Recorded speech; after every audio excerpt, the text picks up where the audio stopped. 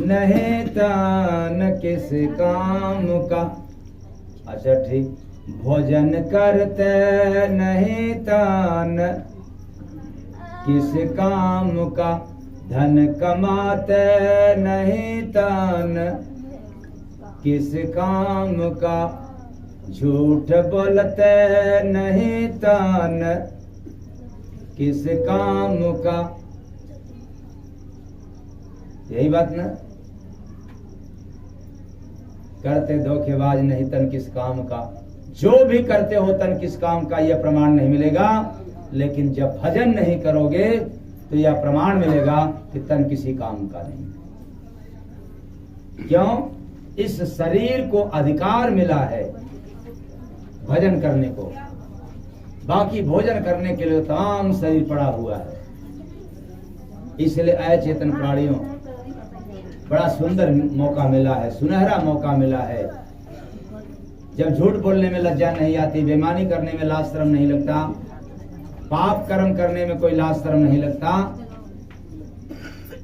मार झगड़ा करने में आपको लाज शर्म नहीं लगता, तो फिर बताओ भजन करने में, संत महात्माओं के शरण में जाने पर भला कैसा लाज? किसी भी तरह का कोई लाज नहीं होनी चाहिए।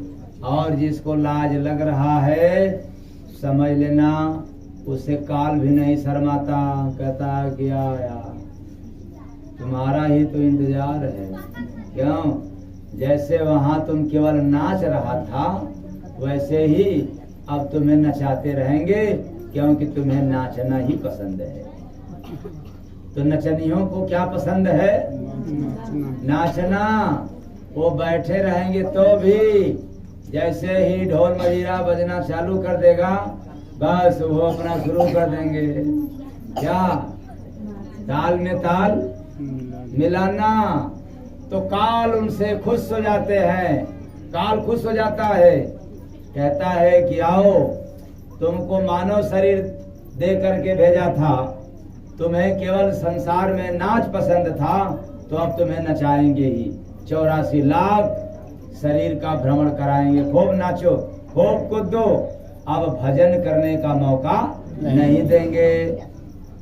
तो बताओ पसंद है? हाँ, तब सोच लो मतलब क्या करना पड़ेगा आखिरी में? भजन करना पड़ेगा। अगर नहीं भजन करोगे तो भोजन करने वाले शरीर में फिर डाल दिए जाओगे। यही मौका मिला है, इसी को सुनहरा मौका कहा जा रहा है। यदि इसको किसी भी तरह से छोड़ दिया तो फिर आपको मिलने वाला नहीं है। कोटिन जतन कर लो, कितना भी उपाय कर लो, लेकिन नहीं मिलेगा। मिलना होगा तो सिर्फ एक काम पर मिलेगा, जब आप क्या करोगे? क्या करने पर? भजन। इसलिए सावधान हो जाओ और संसार का, परिवार का, रिश्तेदारों का कार्य करते हुए अपने आत्मा के उद्धार के लिए संत सद्गुरु के शरण में रहते हुए उनसे नाम दीक्षा लेकर के याद कर लिया करो, भजन कर लिया करो। यहाँ का भी काम बन जाएगा और फिर जहाँ जाना है वहाँ का भी काम बन जाएगा। यदि ऐसा नहीं करोगे तो न यहाँ का काम बनेगा न वहाँ का काम बनेगा, क्योंकि यहाँ का काम आज तक किसी का बना नहीं है, न बन पाएगा। यदि यहाँ का काम जिसने बना लिया तो निश्चित है कि वहाँ का भी काम बन जाएगा। तो यहाँ का काम क्या है? भक्ति, भजन, सेवा, सत्संग, यहाँ का यही काम है। और नहीं किया तब तो चाहे 1000 काम किया सब निकाम हो गया। तब क्या करेंगे आप लोग? आज नहीं, आज तो रात हो गई है, कल से क्या करेंगे आप लोग? भजन। भजन। बस। तो परेशानियां कितना भी आए, लेकिन पहले भजन कर लेना चाहिए। शुरुआत भी भजन से होना चाहिए। ऐसा क्यों? उसका एक कारण है शुरुआत भजन से करने का। कि इस मृत्यलोक में ऐसा कोई प्राणी नहीं है जिसको कष्ट न हो। अभी कल ही सत्संग में सुनाया था टिकरी में, कुछ लोग शायद वहां से आए होंगे, उसमें से वहां से मतलब जो वहां कल जाकर के सुने सत्संग, आज भी वो आए हैं। तो कल मैं वहां पर कह रहा था कि संसार में सुख बढ़ता नहीं है, घटता है,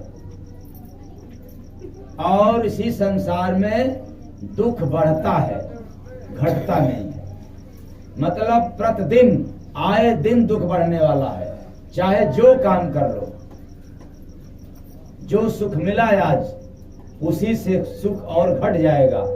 जिससे आज दुख मिला है, कल उसी से दुख और बढ़ जाएगा। लेकिन हम लोग सुख की तलाश में भजन को छोड़ देते हैं, भूल जाते हैं। इसलिए मैं कहना चाहता हूं, आप जिंदगी का कोई भी काम करो, शुरुआत कहां से? भजन से। क्योंकि जो आज हमें दुख मिल रहा है, भजन नहीं किया था, इसलिए भजन करने के लिए ये मौका मिला है, कष्ट के निवारण के लिए। और इसका लाभ नहीं उठाया तो फिर तो दुख यहाँ है ही, मृतलोक में। इसको कोई रोकने वाला नहीं है। वैसे जैसे सूरज का समय हो जाएगा उगने का, तो उगेगा, उसको कोई रोक नहीं सकता। फिर आप लोग कहोगे बादल रोक देगा, मैं कहता हूं कि बादल भी नहीं रोक सकता। बादल इसलिए नहीं रोक सकता कि बादल की भी कोई सीमा होती है। जो बादल घेरता है, ये उस सूरज को नहीं घेर सकता। ये आसमान के कुछ ऊंचाई तक बादल रहता है, लेकिन ऊपर सूरज निकला हुआ है, प्रकाश है, बस धरती पर नहीं आया। तो बादल कितना भी घेर ले, लेकिन सूरज को रोक नहीं सकता। उगेगा, और जब समय हो जाएगा रात होने का, तो भी कोई उसको रोक नहीं सकता।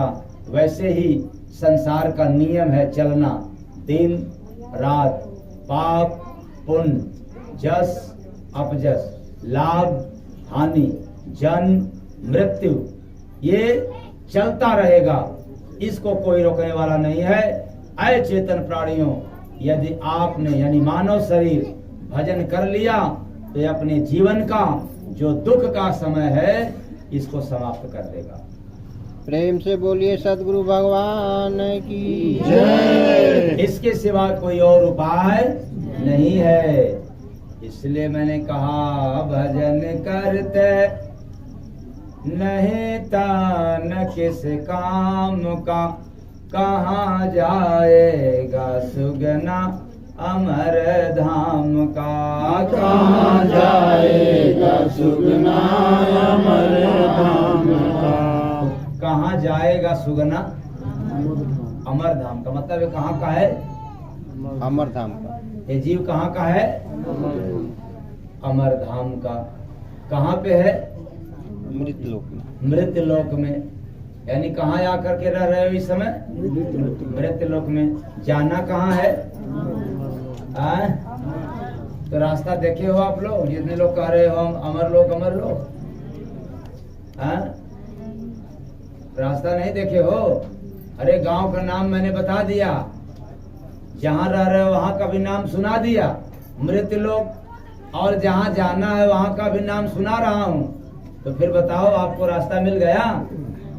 फिर पूछना पड़ेगा कैसे जाएं, कितना मोड़ है, कौन सा साधन लेकर के जाना पड़ेगा, कौन सामग्री लेकर के जाना पड़ेगा, क्या क्या व्यवस्था के साथ जाना पड़ेगा, इसके विषय में तो जानना पड़ेगा ना। तो कौन जानेगा? पशु पक्षी या इंसान?